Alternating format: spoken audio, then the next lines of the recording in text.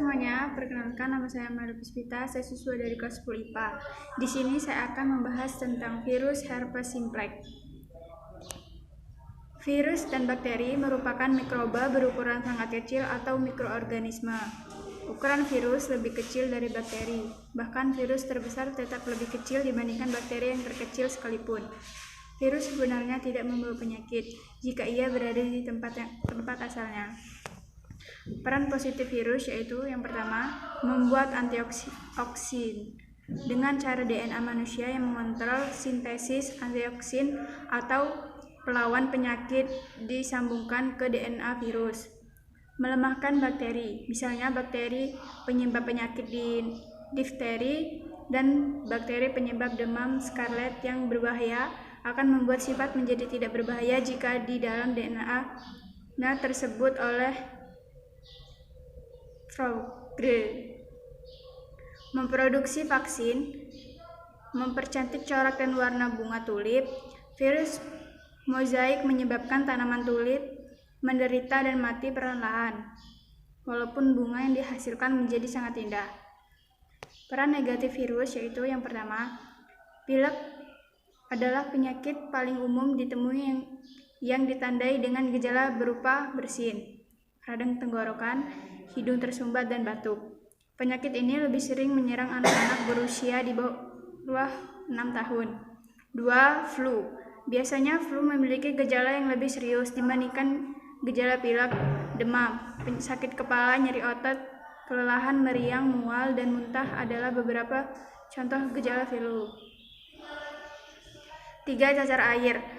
Penyakit ini disebabkan oleh virus Varicella zoster dan paling sering dialami oleh anak-anak berusia di bawah 15 tahun. Namun, juga bisa terjadi pada orang dewasa. Replikasi virus litik. Siklus litik yaitu replikasi virus yang disertai matinya sel inang. Setelah bertumbuh anakan, virus baru siklus litik terjadi apabila pertahanan sel inang lemah dibandingkan daya infeksi virus, sehingga tahap-tahap atau absorpsi, penetrasi, sintesis, pematangan, lisis dari replikasi virus berlangsung cepat. Virus yang mampu bereproduksi secara litik disebut virus virulen. Pada siklus litik, sel inang akan pecah dan mati setelah terbentuk anakan virus baru atau virion. Replikasi lisogenik. Siklus lisogenik terjadi apabila sel inang memiliki pertahanan yang lebih baik dibandingkan dengan daya infeksi virus, sehingga sel inang tidak segera pecah, bahkan dapat bereproduksi secara normal atau membelah.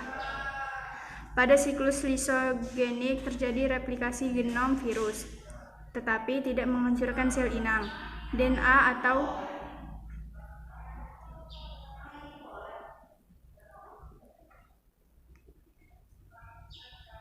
RNA virus berinteraksi ke dalam kromosom sel inang membentuk profag, dan ini dapat diturunkan kepada kedua sel anak melalui reproduksi.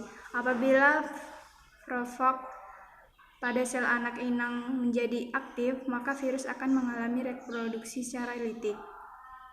Herpes simplex. Karakteristiknya yaitu berbentuk bola.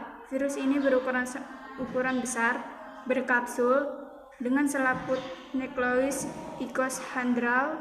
Virus ini bereplikasi secara jalur litik karena ia merusak inang terlebih dahulu. Klasifikasi virus herpes simplex. Virus ini berukuran besar, berkapsul, dengan selaput nukleus ikoshondral. 3. Virus ini bereplikasi secara jalur litik karena ia merusak inangnya terlebih dahulu. Kondisi herpes simplex untuk bereplikasi. Herpes simplex termasuk ke dalam virus yang partikelnya tak terselubung, tergolong dalam virus dengan DNA yang berantai ganda. Herpes simplex menyerang tubuh manusia. Sejarah virus herpes simplex. Di zaman Yunani kuno, Hippocrates, seorang cendekiawan Yunani, telah menggambarkan herpes berarti menyerap atau merangkak. Dalam referensi sifat penyebaran lesi kulit herpetik Pada tahun 1920 dan 1930-an, sejarah alam HSP secara luas dipelajari dan ditemukan pada HSP tidak hanya menginfeksi kulit, tetapi juga sistem saraf pusat. Pada tahun 1930-an, respon imun terhadap HSP adalah dikaji dengan teliti, dan memiliki HSP dikenal sebagai latenik ditandai pada 1900-an dan 1500-an. Peneliti berlimpah pada banyak penyakit yang disebabkan oleh HSP. Peneliti yang lebih baru telah difokuskan pada penelitian antivirus. Perbedaan antara HSP train dan menggunakan vektor HSP untuk digunakan dalam vaksin. Bahaya herpes simplex. Yang pertama, gejala HSP tipe 1. Gejala HSP tipe ini sering disebut luka dingin karena dapat muncul di bagian luar mulut atau bibir, di dalam mulut atau di lidah. Gejala HSP 1 dapat berlangsung selama sekitar 3-10 hari dan luka bisa kambuh di area yang sensitif. 2. Gejala HSP tipe 2. HSP tipe 2 atau biasa disebut dengan herpes genital karena sering menyerang area genital pria maupun wanita. Herpes genital akan menimbulkan gejala. Upaya pencegahan herpes: menghindari kontak fisik dan penderita herpes, tidak menggunakan barang secara bergantian dan penderita herpes, meningkatkan imunitas tubuh. Refleksi saya yaitu yang dapat saya ambil dari semua ini yaitu virus